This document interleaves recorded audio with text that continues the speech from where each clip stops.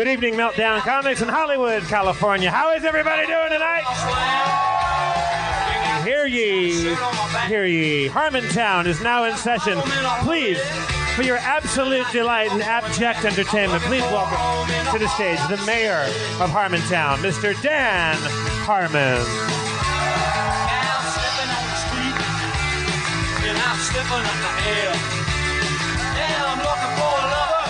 Thank you very much. Thank you. I'd like to thank Jeff Davis for comptrolling again tonight. Thank you, Jeff, for coming back.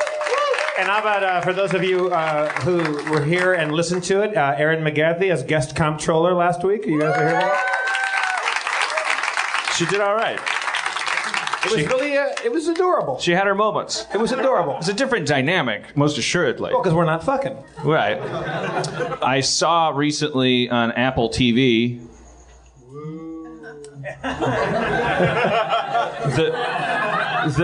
the Gray was on with Liam Neeson. It's Liam Neeson fights wolves. Anybody by applause? Anybody has seen this movie?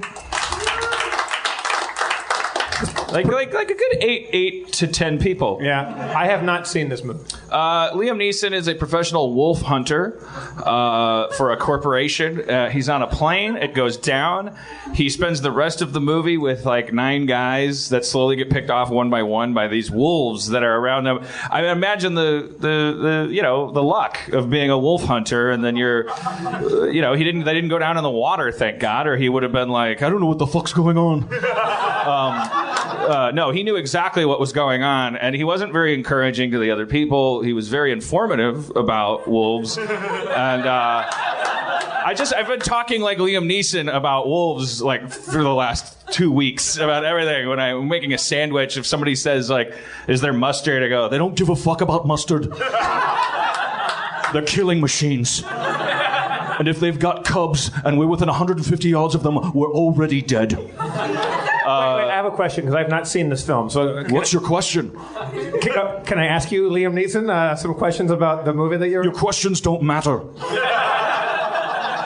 We're surrounded by biological killing machines. But go ahead. If you're a wolf hunter, how come everybody keeps dying? Shouldn't you be the right I'm not a wolf hunter. Wolves are the hunters. They aren't hunted. They don't give a fuck what we do. They've been around for 5 billion more years than us. They've got a mouthful of weapons. They've got 6 legs. That's good. The whole movie takes place in the Arctic or somewhere cold. I'm sorry. So they just keep walking and building fires, and he keeps explaining how fucked they are. And I never watched the end because I know from the trailer that he glues glass to his fists and faces off with what's probably the last wolf. I didn't bother to. I saw that in the trailer. I just watched like an hour and a half of him telling everyone they're fucked, and that nothing they say matters. There's a in the first act there's a guy that's like, so what kind of wolves are these, man?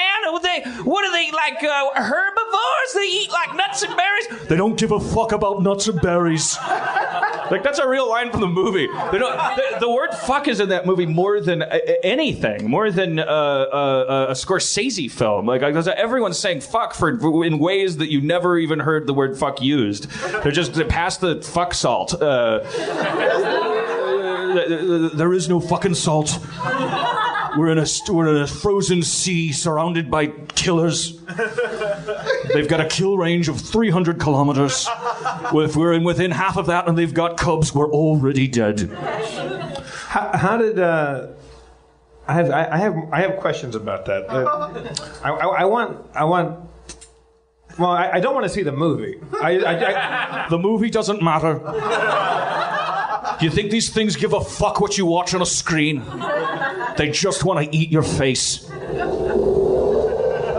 They can see you 300% further than you can see them. Their eyes are like microscopes and telescopes taped to each other. Their noses are sharper than their teeth. Their noses are sharper than their teeth? Yes.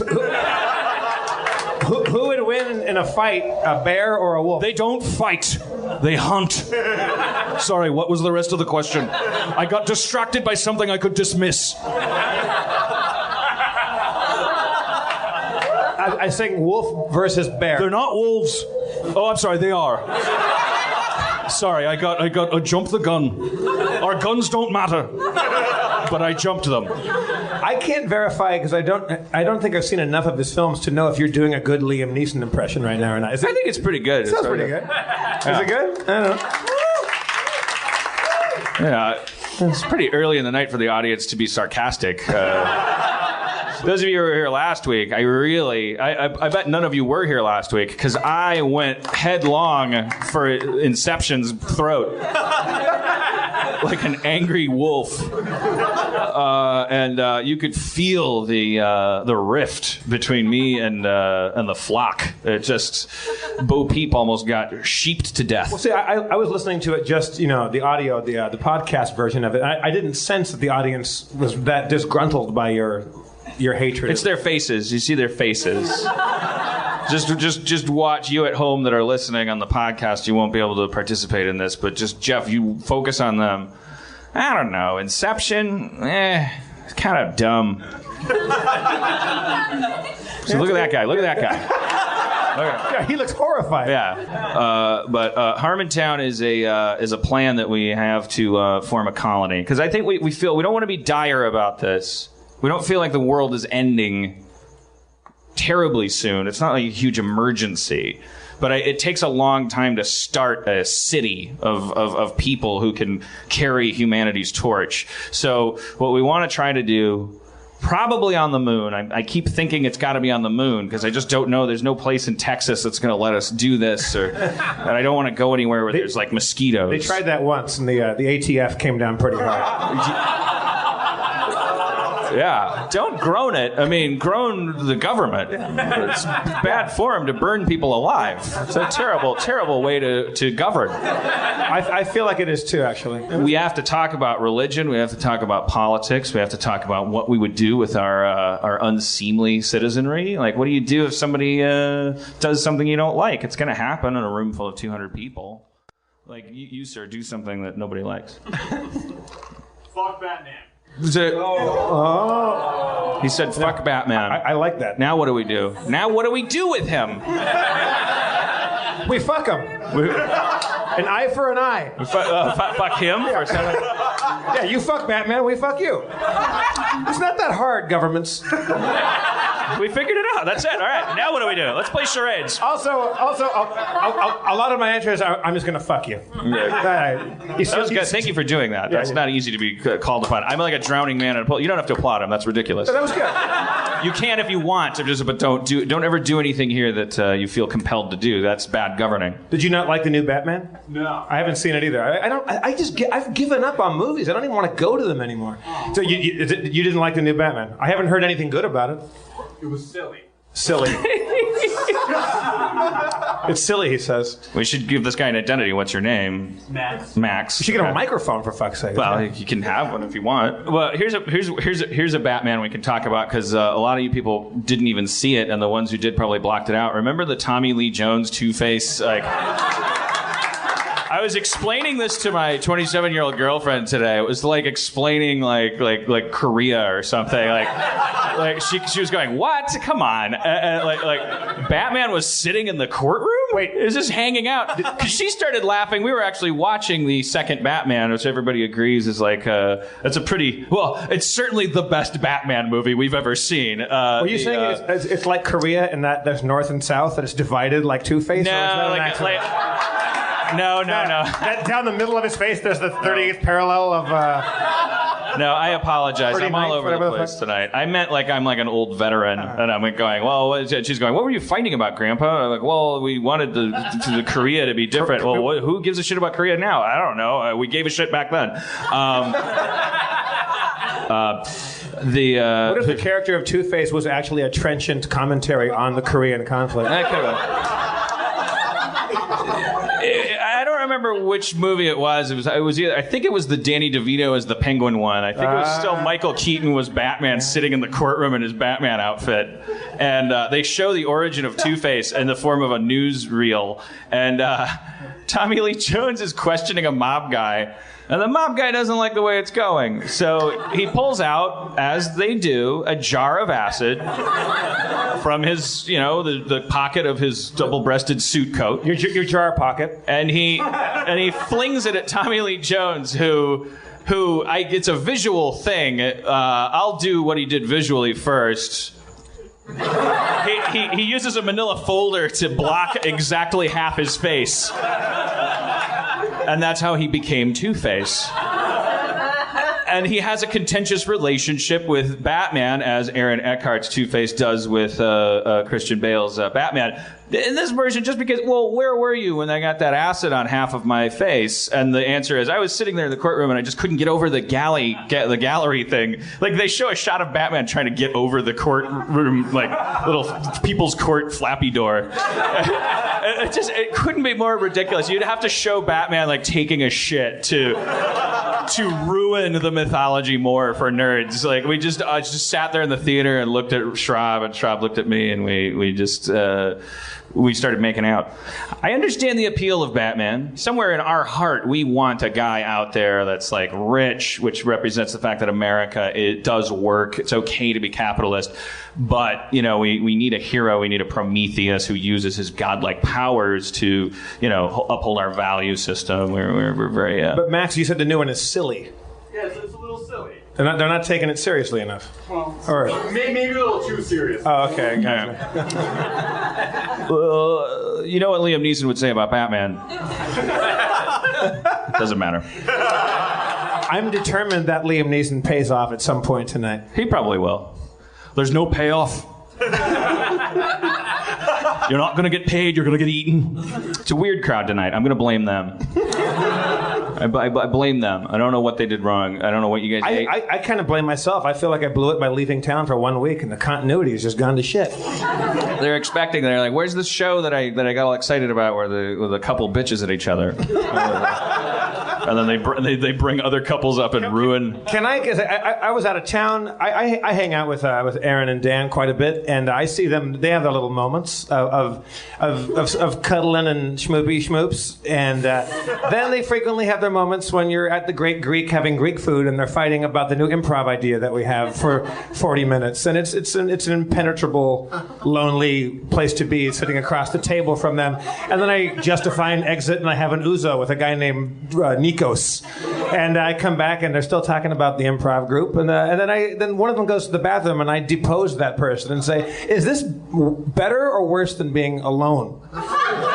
And then they pause for 8.5 seconds, and in that pause I leave and have another ouzo with Nikos, and I come back and there's no answer. Then they come back and you guys are making out and you guys look so happy together, and then you probably go home and have the worst sex of your lives. I have no qualification for that. That's true. That's it. So after that podcast, because there were moments, you're very self-revelatory, and then what happened after that podcast? Did you guys go home and did you go to Baskin Robbins and get up Sunday, or did you go home and strangle each other? That's not. It wasn't really revelatory. That's just. I'm dating me now. I'm dating myself with red hair. I'm dating another person that's like me. This is not we don't balance each other out. We just sink every boat that we step onto. Because we just go straight to the asshole section, which is there's only one seat there. We sit on each other. We argue about it as we sink. They don't call the stern of the boat the asshole section. But who wants to die alone? That sounds me. I see it at the finish line. don't know. I don't like when I'm alone. I'm not alive. I don't know that I exist when I'm alone. I feel like there's like a swarm of black CGI insects eating my fucking skeleton from under my skin. I feel like something wrong is happening. Like that's when I'm feeling anything. I just don't feel like I exist. I'm a mouth with a brain on it and like two little legs to walk it around and make people listen to my bullshit. I can't if I'm just walking around an empty house. I can't talk to anybody. I'm not alive. You don't talk to yourself when you're at home? I haven't had enough experience with it, but no, I don't. I'll maybe mutter something like, well, why is it? Bathtub's not working. How am I going to make the jets shoot up my ass? I don't know. Where did I put that mannequin leg? Can't find it. Frickin'. I just do Hanna-Barbera mumbles. Frickin' frick. I don't get it. I don't get it either, but I know what I like. I like a good woman to hate me. No, we love each other. Now we're gonna get a big fight about. Aaron takes everything I say at the stage. Not everything I say very seriously. Aaron and I get in fights sometimes about. When I'm. For those of you listening in podcast land, she's in row 2, seat F. When I stand up here for an hour, and for those of you who are new here tonight, in case you haven't figured this out, what I do in the show is I stand up here for an hour and waste everyone's time. While I'm doing that, I say whatever I can possibly think to say to make you not get mad at me and throw a rock at me. So in scrambling to say things that get rocks not thrown at me, I sometimes will say something that in the drive home, like Aaron will go, so you like raspberries, huh? I don't know. I don't know. It just seemed like the funnier word to use. I was like, wow, raspberry. It's you called me that when you were mad at me. That's a terrible example. Why didn't I? Stupid. Is this the worst Harmontown show ever? So far. Okay. Well, maybe we should talk about that. Let's go where the energy is. Let's wallow. I could answer your job-related questions. I could answer questions that you raise your hand and shout out. I could arm wrestle one of you. Or we could talk about the fact that the show sucks tonight, since that's in the air. We have a quorum. Arm wrestle. Arm wrestle this. Who wants to arm wrestle? Who said that? Come on up. Get up here. All right.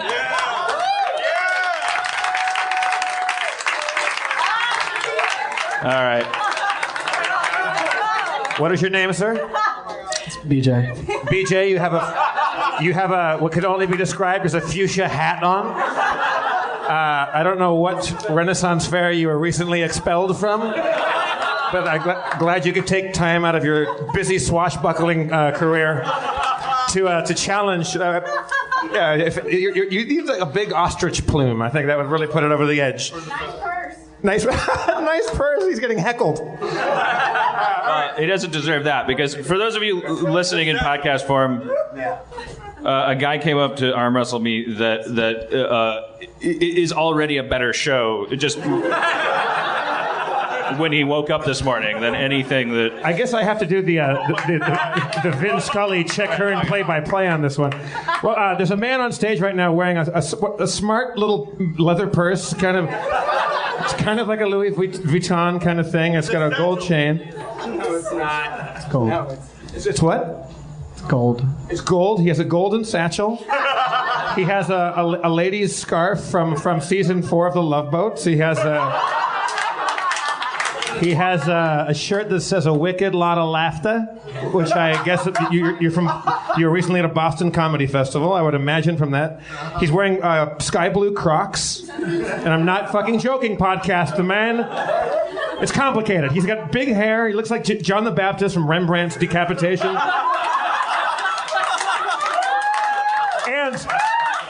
And I'm really going to throw a fucking wrench in this thing. He's put his left hand up on the stool. Oh shit. Okay. Yeah. We're going lefty on this one. Are you lefty, BJ? No, you're not. Have I taken time out of this yet to describe his turquoise Varney ironic glasses? Look, believe me, I'm all for it. This is fucking fantastic stuff. Is anyone taking photos? I want this on Instagram immediately. All right, you call the go. I'm gonna put my hand on top of both of your hands here. Two great competitors for a worthy cause. When I take my hand off, I want you to begin. The first person to put somebody over the edge of the stool sets the tone for the rest of what may be the worst or best Harmontown. Okay. And begin. Okay, let's make it for $50. It's kind of a stalemate. He's thinking I can't win because then I'm an enemy of the show. But he's toying with you. Trying to make it interesting. He has a bracelet on, which means he went to a club last night or recently gave blood. So maybe. Have I described it? He's got a fucking violet hat on. A violet. He looks like Miss Marple. No, what does he look like? What does he look like? He's just fucking with you. I can't. We're just both. Finish him, BJ. Finish him. Finish him, BJ. Yeah. Harmon.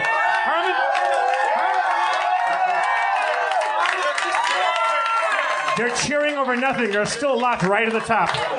It's been the Eiffel fucking Tower the entire time. Harmon. BJ. Gold purse. Complicated outfit.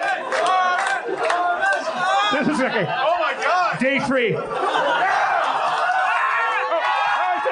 Dan took his scarf off. Dan removed his scarf. It's like Samson's hair. Oh, he took his... Dan has put the guy's hat on his own head. Oh my God! Now Dan looks like he's going to solve a crime in Victorian England. Their hands are gonna Jesus. I propose we work together. Work together. He nodded. It's a tie. It's a tie. Oh. Very noble of you, BJ. Very noble of you. See, I guess on the moon, Harmontown is just going to be a bunch of pussies who give up in the middle of a fight. When we get attacked by Mars, we're just going to go, fuck it, you guys, whatever you want. BJ, everybody, BJ.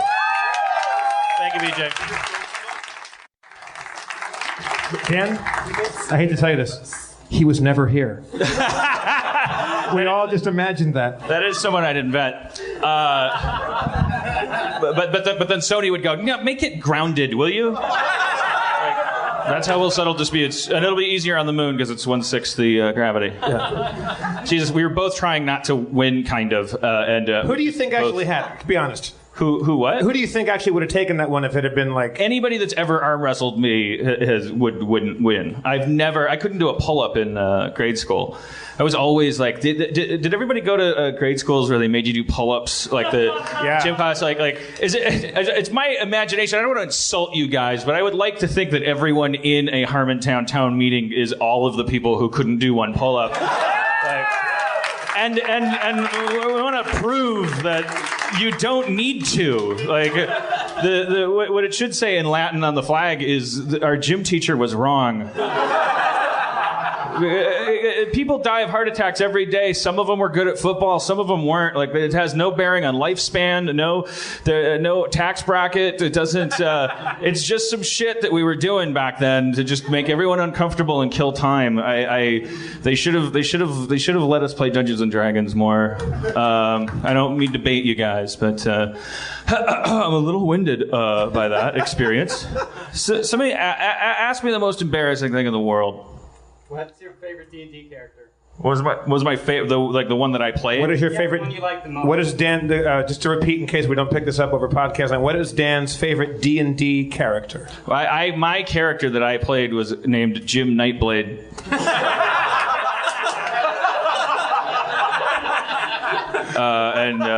I was always partial to the throwing knife type, the thief, the assassin. Can you describe to me your dungeon master? Did you have a good one? Yes, Graham was the name of our dungeon master. He's the greatest dungeon master that ever lived. Because he was just insanely smart and Graham had hair down to his shoulders. He never washed it, and this was before Weezer, so it mattered. He had these big, thick, brown framed glasses, and he only had 8 shirts, and they were all from different state parks. Because it was obvious that he had to kind of adventure nature fixation. I think it's like his dad maybe just like flew the coop and like he pictured him out there like climbing mountains in sandals or something, and he kind of like he had all these T-shirts that would have like a howling wolf on them, and it would say Montana, and then the next one it would just say Alaska, and there'd be 2 owls on a branch. Those were all his T-shirts, but they all had permanent sweat stains in the armpits, and the kids in school would just their whole 4-year high school experience was just the only thing that they got from Graham. I got worlds that he created with his mind, and had a whole birth as a human being courtesy of Graham. For the rest of the high school kids, they just figured out 90 ways to trick someone into raising their arms so they could laugh at his. They go, hey, where are the lights? Where are the lights? Oh, they're up there. Look, there's a sweat stain in his armpit. Yeah, God, when is that going to get tired? But he carried a woman's briefcase everywhere he went because it didn't. BJ.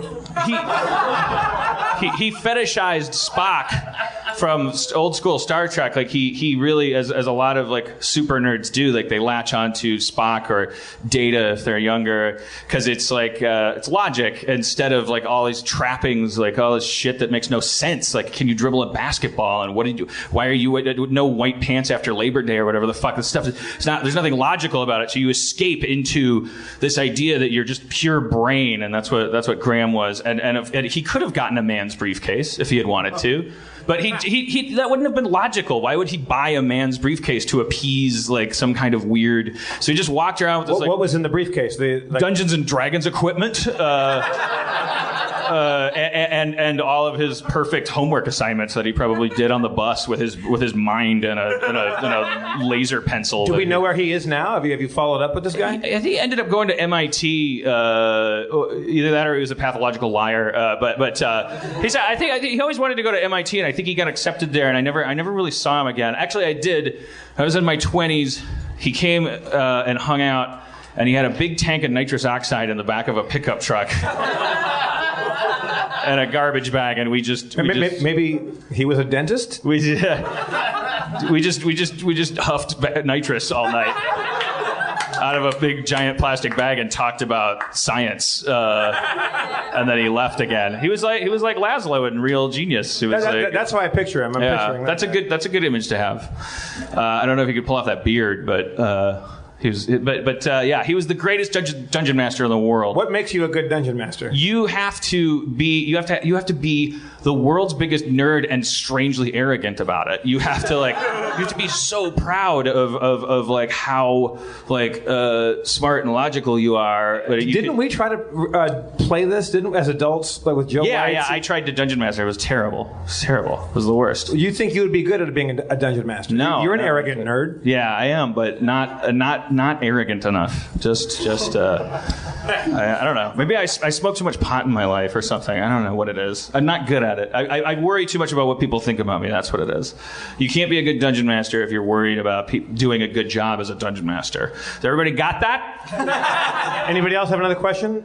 Do you want something embarrassing again? Yeah, try to dig deep, man. Fucking trying to embarrass you. Yeah, make this a memorable night. So that when you walk out of here, you don't go, I was at the shitty Harmontown. You go, I was at the one where fucking a pedophile tried to attack Dan.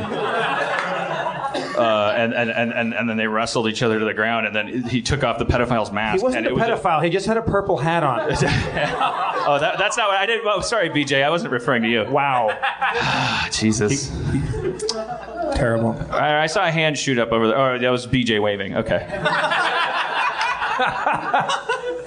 Anybody? I'm not an underage child, BJ. Stop waving. We got one back there. Yes. What's the most embarrassing thing you did as a kid? Most embarrassing thing you've done as a kid. Aside from constantly shitting my pants, just constantly. What do you mean constantly shitting your pants? Just all the time, just always pooping my pants. Is that a medical condition? Is that a thing? I don't know. I didn't like to go to the bathroom, and there's your problem. You know, like when you're a kid, I don't know. I'm not going to try to put this off on you guys if you didn't have a similar experience. But when you're a kid and you're just learning to poop, but you're also learning to read. Learning to poop. And sometimes you're sitting there reading a book. Like I used to I'd just sit cross-legged on the floor and be reading a book, and then I'd feel like, I gotta take a shit.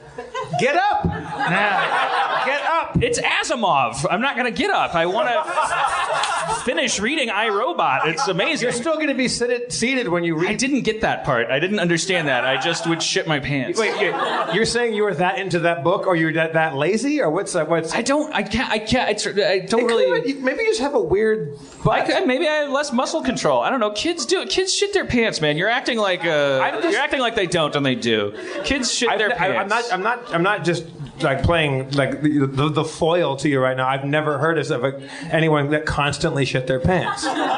Old people, not little people. Do you remember that? Remember when we had Adam come up and read that email from my brother? Remember that? Yes. And he referred to a story that my mom told about how they used to put me in a closet when I was a kid with books. That's a reference to when I was in kindergarten. I already knew how to read.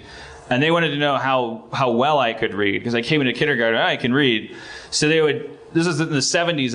It wasn't politically incorrect to like track kids and stuff. If you were, they wanted to know who's smart, who's dumb, how smart are you, how smart can you be, and all this stuff. We later realized it's kind of a fucked up thing to do. But back then in the 70s, it was the Wild West. Everyone was looking for Meteor Man, and I could read, so they would take me. This lady, Miss Piano, would come and she would get me. All the kids would start playing with blocks and stuff, and then this beautiful. I remember it was beautiful and tall, but it was probably the third woman I'd ever seen, and I was 2 feet tall. So, and she would take me to this closet. It was like a storage closet filled with all these books and like overhead projectors and stuff.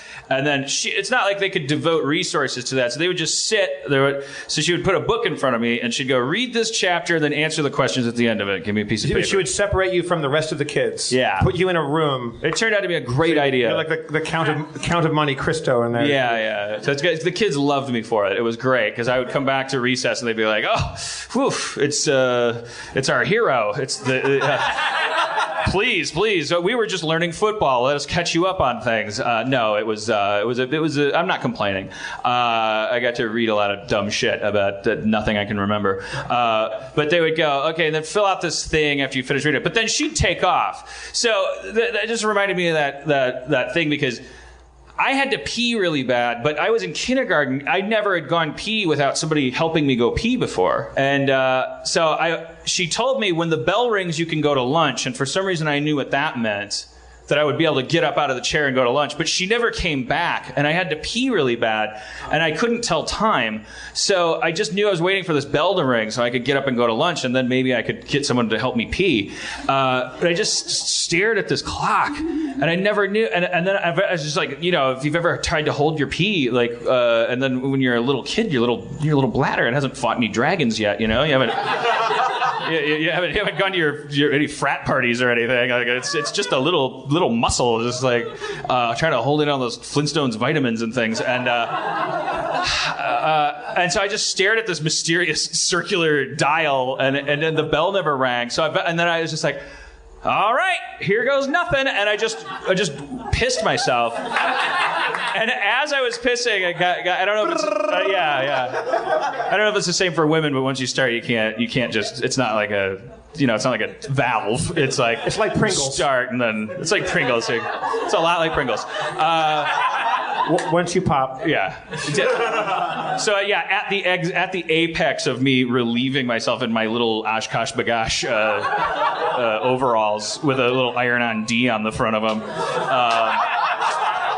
For real, which I called my D pants. My mom made them out of red denim, and they had a little blue cornflower blue D, that little, and I called them my D pants, and I always wanted to wear them, and so these are what I'm pissing in, and the bell's ringing while and so now the bell rang, so now I can leave. So I just remember getting up and just looking back at this chair in the middle of a storage closet with a big puddle of piss around it, and kind of going like, well, fuck her, clean it up. clean up your mess. And then I went downstairs to lunch, and I for some reason I thought that because it was in my pants, I thought that the semantics of peeing in your pants somehow applied to the privacy and the containment. I didn't understand yet that it's darker where all the pee is, and it looks like I just rode a horse made of spray paint. You know, I'm just down in the lunch line, and I'm wearing my little red denim pants, and I just have a black saddle, whatever you'd call that. And I remember my brother was down there. My big brother is 5 years older, and he my brothers. It's important to have a big brother. Like, they can stick up for you to bullies and stuff like that. And so I came down to the lunch line, and my brother looked and went like, "Jesus Christ, did you piss your fucking pants?" And all the sixth graders were like, "Holy shit, he did." They were actually more embarrassed for me than my brother. My brother wanted to talk it out a little more.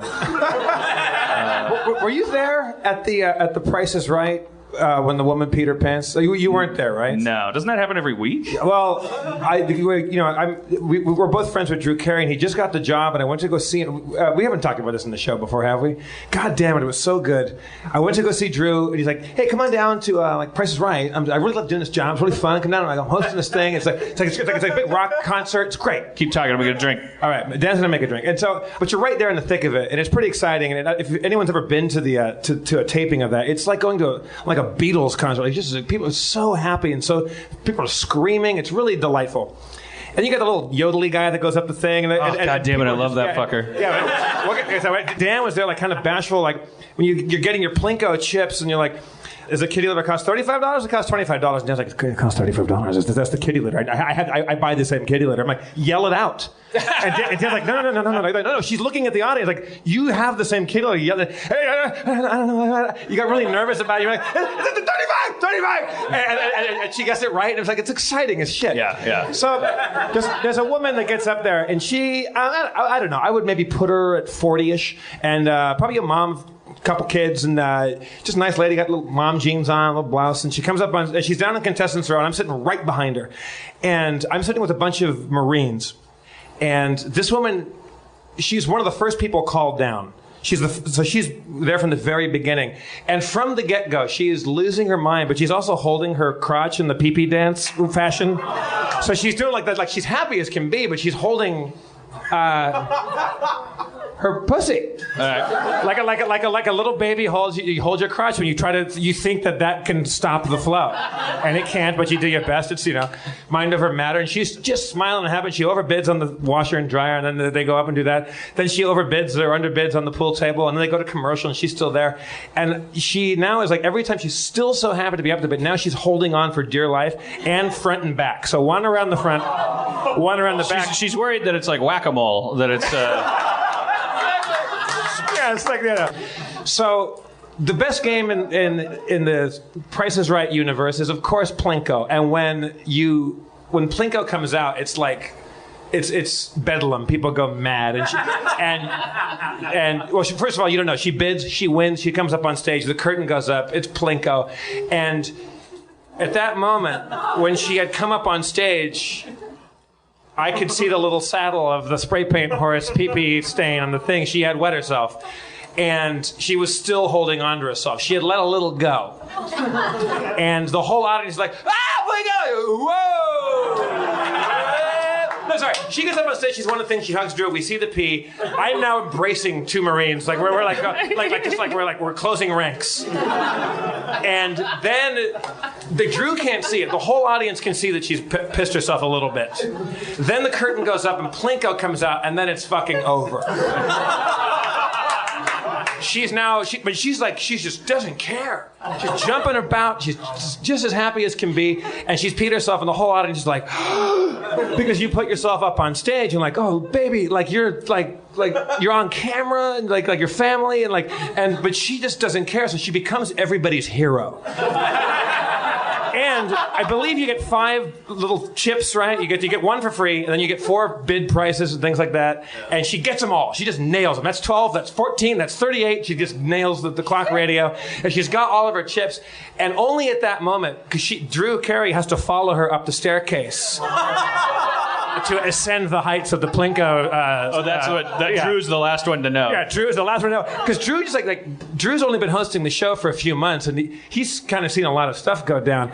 But clearly there's some other frisson in the air where it's like something else. He's just going, why is this woman so focused and clear-headed? Yeah, right. It's as if she doesn't have anything left to care about other than getting prices right. Also, the audience is in some weird kind of just like we're all just holding on to each other, and we're just like we just don't want her to be embarrassed. We don't want to see a woman realize what's going on and run off the stage, and we just don't want to see something terrible happen.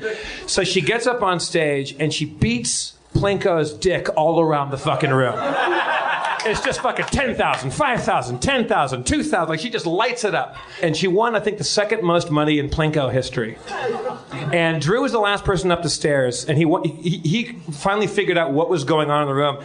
And he goes, all right, so-and-so, go up the stairs. Oh, boy. Because he was absolutely eye level with her pants. And he goes, okay, let's get you up here and facing the other direction. And like he got it. And they took her backstage. I don't know if they gave her a new pair of pants or they gave her a hair dryer. But she came out. She won the fucking Showcase Showdown, and the entire building was chanting her name. Because and I wish I could remember. I wouldn't repeat it. But God fucking bless you for peeing your pants and not caring. That's cool. None of us would do it. None of us would do it. All right. What is your advice, writes an audience member, for screenwriters looking to get into writing for TV? Obviously, I'm the last person you should be asking. That's not true, because you have shows. Well, I remember what I did. Yeah, don't do what I did afterward. How do you get into, I swear to God, this is going to sound like a glib, jaded thing, but I swear to God, it's my honest answer. It's not a jaded, cynical thing like it's going to sound. Don't have an idea like that much. Like don't. Community wasn't. It's just Cheers. It's just Taxi. TV is not. We're not going to a sitcom to like have our minds blown by the concept of the sitcom. That's my best advice for TV, because I think too many people make that mistake. Science fiction, maybe, if you want to do a sci-fi drama, then maybe what's drawing people in. I've never written that stuff or pitched that stuff to anybody. So, but you're about to go back into the market potentially and write another half-hour show, right? Yeah, I'm closing some deals. But do you have ideas, or are you going to? No, absolutely not. And I would be a bad sitcom writer if I had any ideas. My ideas start because the system it's got its own momentum, and what the tough thing for TV writers to learn is that you want to. Yeah, it's really important to be super talented. That's fantastic if you can manage that. But what you really need to do is like. Understand that everyone wants to help, and they're all getting paid a lot of money to help. So just work less and think less. You're going to be just as talented a writer whether you think a long time about what you want to write or not. What you're being paid to do is be smart on paper and the execution of a script, but they want to say, could he work at a pickle store? Just say yes. Yes. The answer is yes, he could work at a pickle store. Because then aliens can still invade the pickle store in episode 5. It doesn't matter. If you want to get fired later, you can figure out how to do it. My boss stomps all over my soul furiously and regularly. This is Max again. How do I get paid more for enduring that? I think this person's baiting me.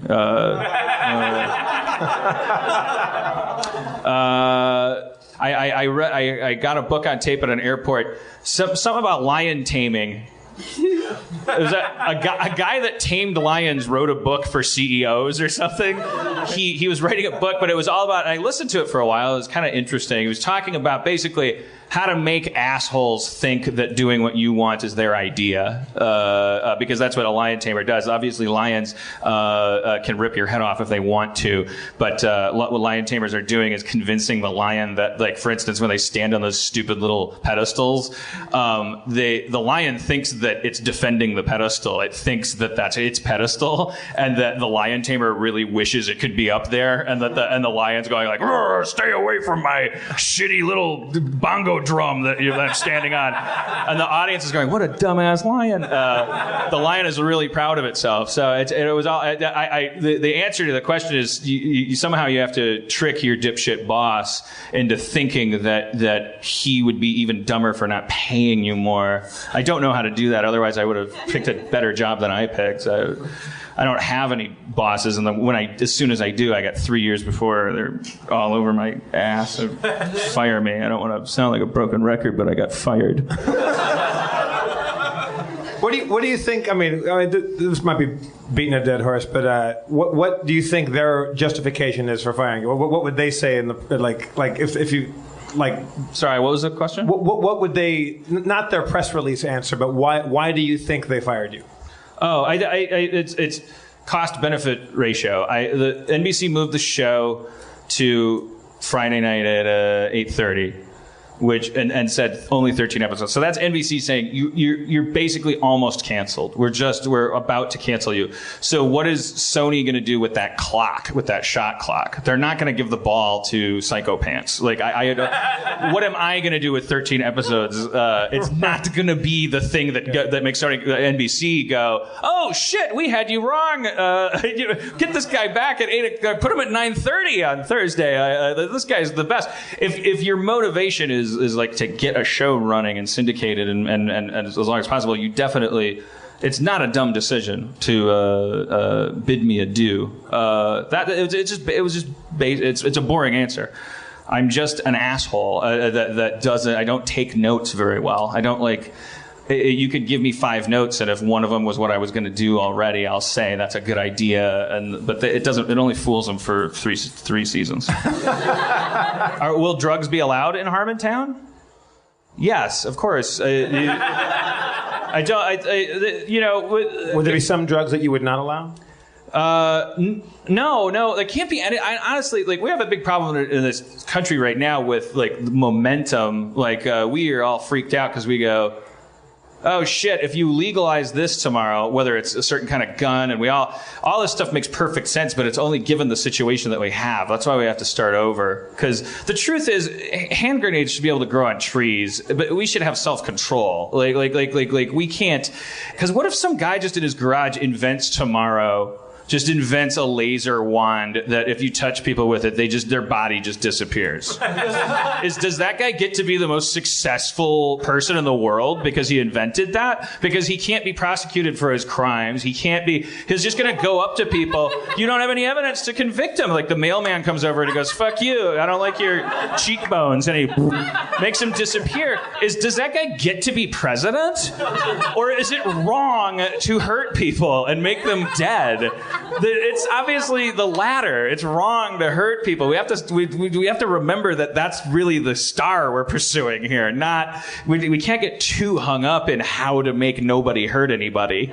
I told the story of, I never told it again because we did record it and I'd like to put it on the website, but it's an old classic. It's my origin story, the story of how my dad beat the living fuck out of me and my brother for playing with matches. It's really my radioactive spider, because it explains almost everything I can think of about my me as I am. So my brother and I got caught playing with matches. My brother loved setting stuff on fire. He's fascinated with fire, and he was 5 years older than me. So we went out in the back bushes and we gathered some dry leaves, and he had a book of matches, and we were lighting little piles of twigs and stuff on fire. And my mom came looking for us, and she caught us playing with matches. So for this offense, as with all major ones, the misdemeanor was always the wooden spoon. My mom could handle that. She had a big bag of wooden spoons because they would break on your ass, just hit you. Got a lot of wooden spoon people in the audience. I can hear you. I can feel you. For the felony offenses, like playing with matches, big deals. It was wait till your father gets home. And my dad didn't get home until like 9 p.m. usually. He was a very hard worker, and a lot of his job seemed to involve some Southern comfort.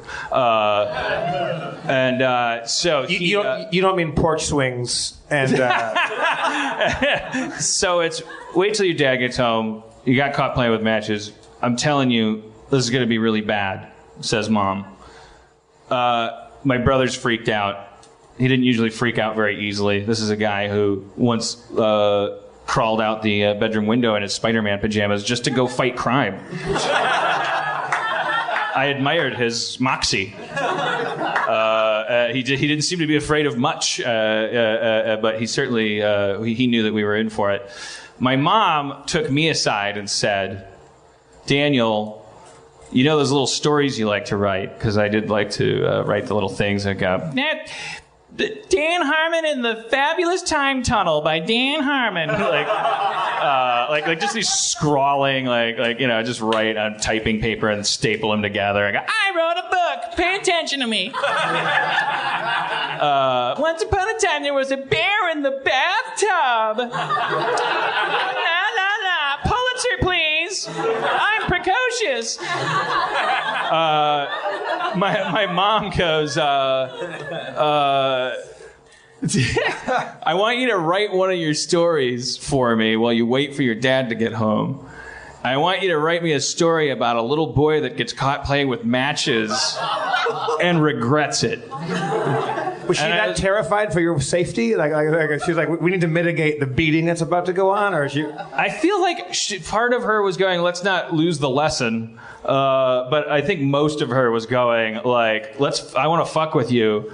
I am basically the bad guy from Tango and Cash right now. I want to just kind of psychologically, I don't know. My mom's going to listen to this and go, that's not what I was doing. Fuck you, you're so old, how do you know? How do you know what you did? What'd you have for breakfast this morning, Mom? As a special request, as the story continues, whenever she says anything, can you say it as Jack Palance? from Tango and Cash. Yes. I want you to write one of your stories. No, I'm not going to do that. But so I write stories, and I want you to write it about a little boy who gets caught playing with matches and learns to regret it. So I think in my head, if I tackle this adequately, this could be my ticket.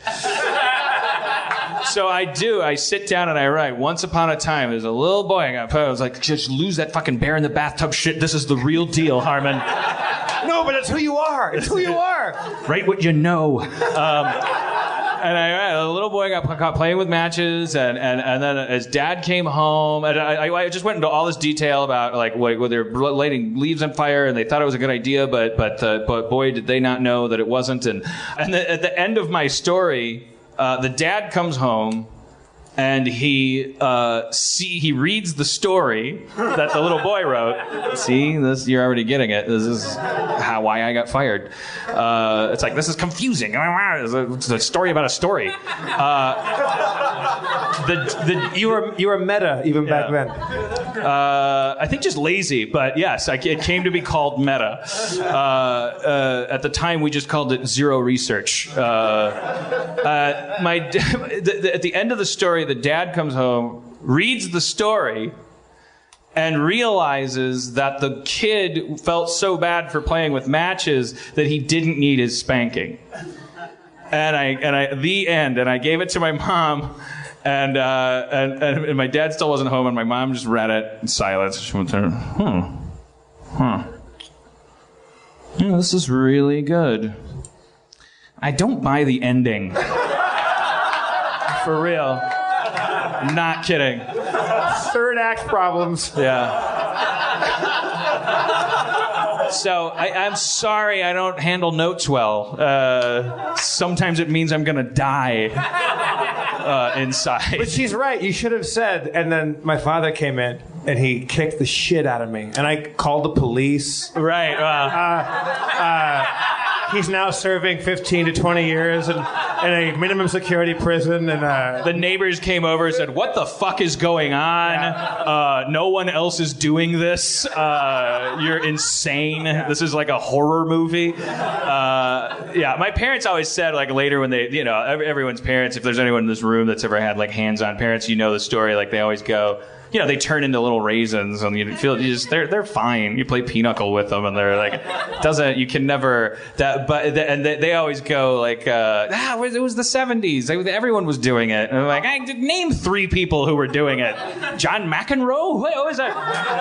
What was that? Mary Lou Retton? Who was doing it in the 70s? Did you see it on a Wheaties box? What are you talking about? So yeah, then my dad came home, and the rest of the story is terrible. But I never got my spanking actually because my brother's was so bad that there was a medical. Wait, was this the tonsil emergency? one? Yeah. My brother had recently had his tonsils taken out, so shit takes a fucking turn. And my dad often. I feel so bad if my parents listen to this because they're good people. Everybody should understand that. Now that we're podcasting it, I feel like you can't. I think the statute of limitations is over. No, but not on their emotions. All right, you're probably right. Yeah, you know what? It would be like hitting my parents with a belt to talk about. It would hurt them at a very vulnerable time in their lives when they can't do anything about it. How about this, Dan? Why don't you tell the story? We'll record it, but before we air it, and we have the option to edit it, have your mom and dad write a letter or a story. About a son who grows up to be a famous writer, has a podcast, and can fucking lampoon those cocksuckers. Come on, you met my parents. You love them. They're great. They're great. Everyone's great. The whole world is great. It's how we end up in these rules where we're sealed off from each other, not understanding things, acting out. My dad came home. Matches. All right. Well, I know what I have to do because my dad's dad did it and his dad's dad did it. Never mind the fact that all these people are insane. My dad took off his belt and he always had this catchphrase. He'd say, "This is going to hurt me a lot more than it's going to hurt you." But he was always so drunk he'd get it mixed up half the time and just say the scariest thing in the world. This is going to hurt you more than it's going to hurt me. I know that. It's like it's terrible. Yeah, and that's not the way it's supposed to work. Yeah, that's how cold I am and how. It's like if a nurse said you're gonna feel a large stabbing in your arm. You're gonna hate it. And then the blood's gonna get siphoned out of your body. But just think of puppies burning while I do it. Now, what kind of father do you think you would make if you had kids? Let's say you had 2 boys. Let's say like 5 years from now or 6 years from now, you've got a 5-year-old and a 1-year-old. What kind of father do you think you're prepared to be? I don't know, man. That really scares me. My girlfriend's in the audience, but I was telling a story last week of how I was working on shelving units, and like Aaron was there, and I cut the shelves wrong at Home Depot, and they didn't fit for like the 3rd time, back and forth, and I just I kicked shit and threw shit. Sometimes the cat, like, before I figured out what the cat was doing, like why it was meowing with turns out it had a toy in its mouth and it wanted to give me the toy. But like, so the cat would just meow constantly, and I would I'd get up and chase it. I'd be like, shut the fuck up! I get angry. Because the cat was giving you notes? Because I don't know if you've ever met a 2-year-old. They give you a notes. lot of notes. Yeah, they're not called the constructive 2s. No, I'm aware of this. I've met my friends' children and I've read all about it. And then it's only 13 years before they're adults that can really like Dino's daughter now, adorable little Tigger. I don't know if I'm allowed to say names of people who aren't even legally allowed to defend themselves. But I'm not going to say anything bad about her. She's a little woman now. We've known her ever since she was a little kid. Our friend Dino had a little daughter, and you used to just like. I remember when she loved Bananas Foster. It was a dessert that Dino would make for her, and so I would do a little character called Bananas Foster. And I'd go like, "Hey, I'm Bananas Foster," and I'd do a little dance, and she'd giggle. I was like a rock star. Yeah. And now she's just texting, and like, every once in a while I catch a cold glance, and she's like, "Blech." And I want to be like, "Fuck you, man. Just because I'm not good at football." There's that too. Like kids, like you've only got 12 years before they're actually like when they hit puberty, they become like. Now they're rolling their eyes at you, and they actually have eyes to roll, and like using sarcasm and stuff. Like that's only 12 years after it was adorable for 1 year. It's like I'm prepared. Do you want to have children? I do really badly, but but I'm terrified that I'm not going to be able to handle it. Was the whimper how you said that? I feel. I really do. I'm terrified I'm going to be a bad dad, and I'm also I definitely the solution isn't to be one of these horrible pussy dads that are all over LA. You see people walking around Target and the kids just screaming their head off, and the people are just going like, Martin, use your indoor voice or whatever. Like come on, shame the kid. Yeah. It's public. Like, my mom only had to have one conversation with me. Like, she didn't need a wooden spoon for that. Like, I said some shit too loud in a Target, and she was like, you don't talk like that outside the house. And if she was allowed to, she would have said N-word. Like, it seemed like that was coming, didn't it?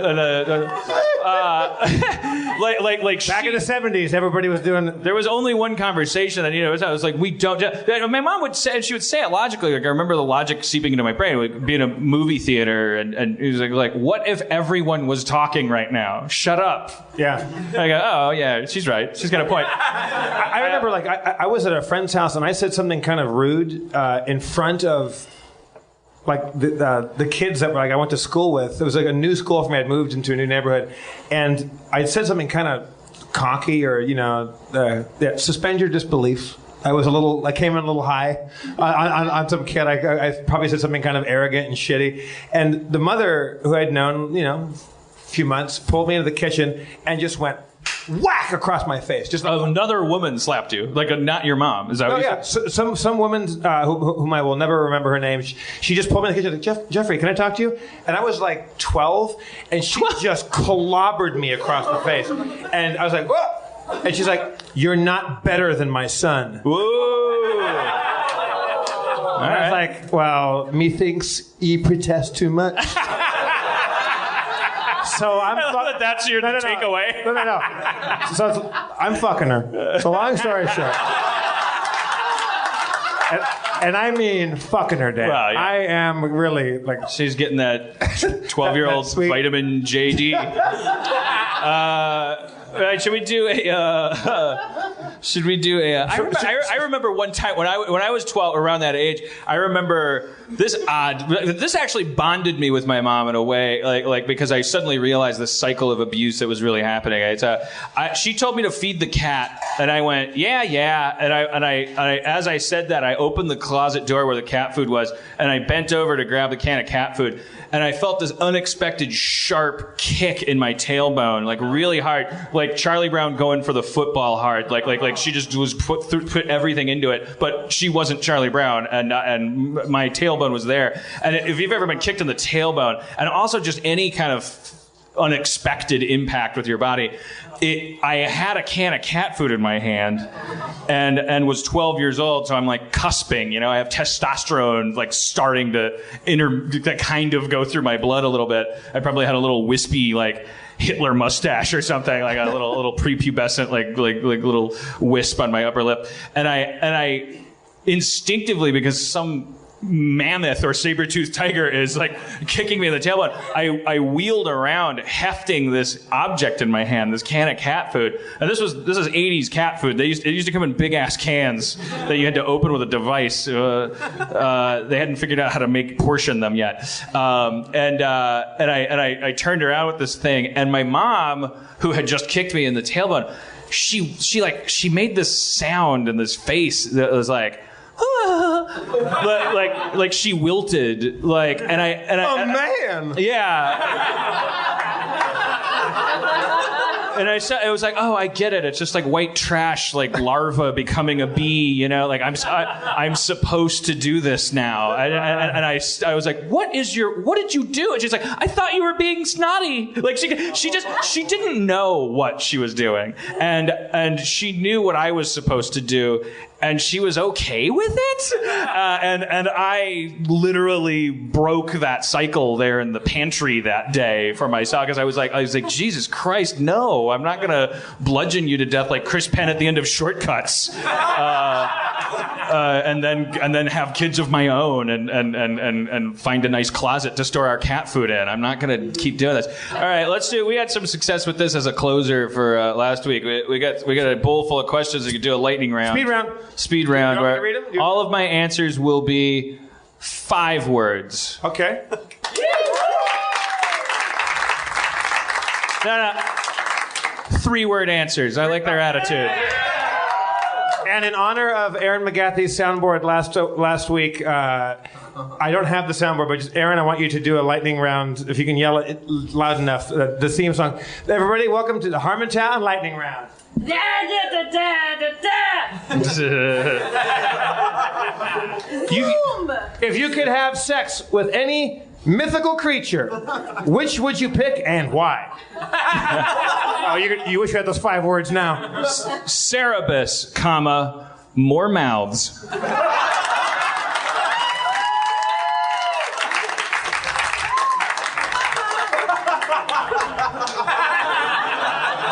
I'm going to read this as written. Would ever write a play? Yes, would, lady. Are you a conspiracy theorist? If so, do you have one in particular you firmly believe? Well, Jews... As a joke, I mimed getting shot in the head. There's a mime. There'll be a gunshot later on. How can I get my producing career back on track? I'm offended, asshole.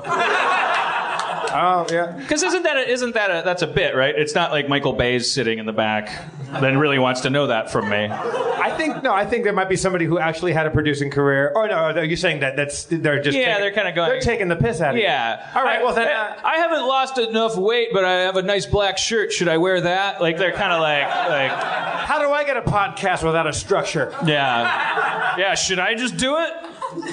How do I raise 200,000 plus on Kickstarter without an established brand? Mm-hmm. Yeah, now they're coming right at you. Again, dickhead. How many hand jobs? By the way, that was one of the questions in the Tao Te Ching. At least 20. Fair enough. How do you maintain hope for humanity after things like The Dark Knight Rises shooting? Ooh. Oh. This is Max, right? That's not you? Okay. You sound like the silly. No. Let's take it serious. Does that count as a word? No. Does that? No. That's 3 words. No. A no. It's a no. Lassie, what are you trying to say?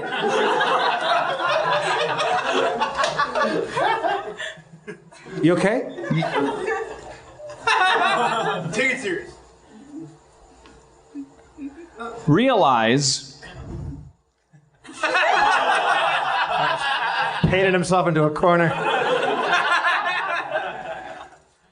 Mankind fails.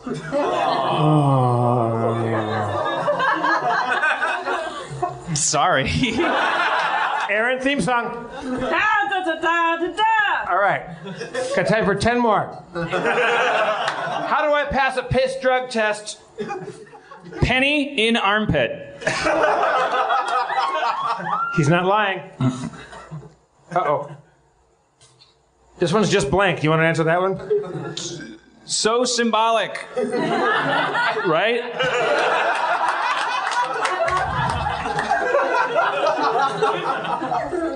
If I blow a guy to get a job in Hollywood, should I swallow? Dad, you're drunk. Thank you very much for coming to Harmontown, everybody.